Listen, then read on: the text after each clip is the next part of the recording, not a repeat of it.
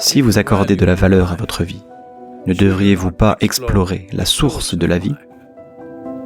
Un agriculteur qui accorde de la valeur à ses cultures veut naturellement connaître la nature du sol sur laquelle il fait pousser ses cultures. Si vous voulez apprécier la littérature, vous allez à coup sûr vouloir connaître la nature de la langue dans laquelle elle est écrite. Si vous voulez connaître la nature des corps célestes, vous voulez à coup sûr connaître la nature de l'espace dans lequel ils sont immergés. Si vous accordez de la valeur à quoi que ce soit, à coup sûr, on veut connaître la source de ce que c'est. Sans connaître la source, on ne connaît la vie que superficiellement.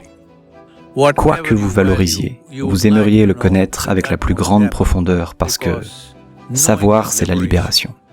Plus vous en savez sur quelque chose, mieux vous pouvez le gérer. Si vous ne souhaitez pas connaître la nature de la source de la vie, ça veut simplement dire que votre engagement avec votre propre vie est très superficiel. Eh bien, quand c'est superficiel, vous ne connaissez que la surface. La surface de toute chose est toujours agitée. Si vous regardez l'océan, la surface est toujours agitée.